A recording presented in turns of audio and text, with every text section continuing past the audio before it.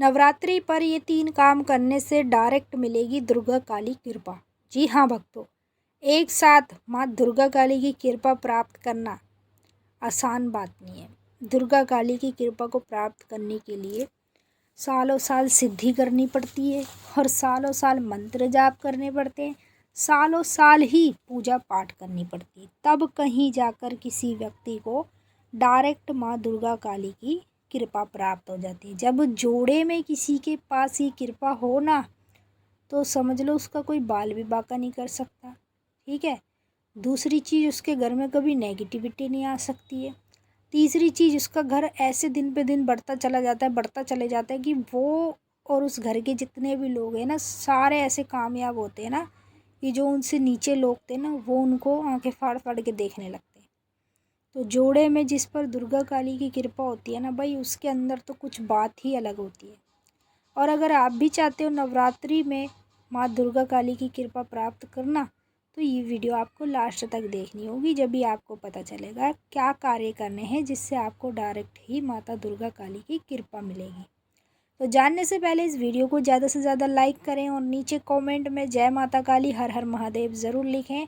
Side में आपको एक हाइप का बटन मिल जाएगा, उस पर क्लिक कर कर वीडियो को ज़्यादा से ज़्यादा हाइप करें, ताकि ये वीडियो आगे और लोगों तक पहुँचे और उनको भी पता चल जाए कि किस तरीके से दुर्गा काली की कृपा को प्राप्त किया जाता है नवरात्रों के दिनों में।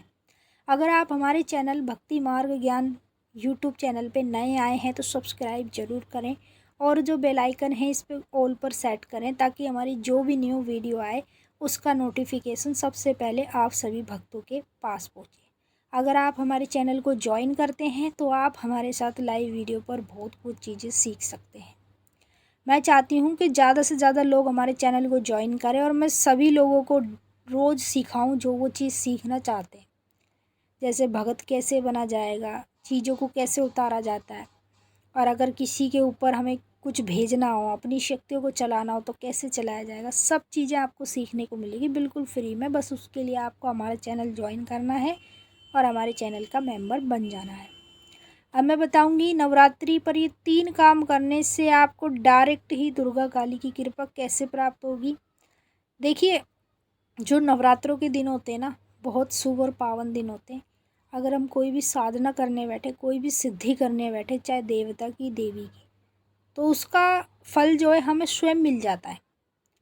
वैसे ही अगर हम नवरात्रों पर ये कार्य करेंगे तो हमें दुर्गा काली की जो कृपा है ना, वो डायरेक्ट ही मिल जाएगी और उस कृपा से ही हमारा उद्धार होगा और उसी कृपा से हमारे सारे काम होंगे, हमारा घर आगे बढ़ता चला जाएगा, हम ऊंचाई पे पहुंचते जाएंगे और इतनी तरक्की करेंगे ना, लोग हमारे आसपास के खुद जलने लगेंगे। तो पहला कार्य बता रही हूँ, जैसे नवरात्रि शुरू होंगे 22 तारीख से, तो आपको पहले दिन क्या करना है, सुबह उठकर डायरेक्ट ही पूजा पाठ नहीं करनी है। सबसे पहले उठकर धरती माता को प्रणाम कर कर, अपने गुरु को प्रणाम कर कर, उसके बाद आपको नहा धोकर अच्छे से एक लोटे में जल लेना है, उसमें थोड़ा सा गंगा जल डालना है, उसमें थोड़ा सा दूध डाल लेना है कच्चा वाला, और एक बूंद डाल लेना उसमें सरसों की। ठीक है। अब ये डालने के बाद आपको अपनी छत पर जाना है या अपनी बैलकोनी में जाना है। वहाँ पर अगर आपको सूर्य दिख रहा है तो आपको सूर्य के आगे एक लोटा जल चढ़ा देना है। ठीक है। अगर आप नवरात्रों में रोज़ सुबह उठकर सूर्य को जल चढ़ाएंगे तो आपको वो शक्तियाँ मिलेंगी जो आप लेना चाहते हो। अगर आप पहले से ही माँ दुर्गा काली की कृपा प्राप्त करना चाहते हो या शक्ति प्राप्त करना चाहते हो, जो भी आप चाहोगे ना वही चीज़ आपको मिलेगी जब आप पहला कार्य नवरात्रि से शुरू करेंगे। तो इस तरीके से आप डायरेक्ट माँ काली दुर्गा की कृपा को प्राप्त कर सकते हो। जब आप माँ काली दुर्गा की कृपा को प्राप्त करोगे तो आपको ये भी पता चल जाएगा आपको कृपा मिल चुकी है जब आप नवरात्रों में ये कार्य करोगे। तो पहला कार्य मैंने आपको बता दिया, इसी तरीके से करना है। दूसरा कार्य है, नवरात्रों के दिनों में आपको पूजा पाठ जब आप अपने घर में चौकी पर करोगे तो साथ में तुलसी की पूजा भी करनी पड़ेगी। आपके घर में अगर तुलसी का पौधा नहीं है ना, तो जल्दी से ले लो तुलसी का पौधा, क्योंकि नवरात्रे शुरू ही होने वाले हैं।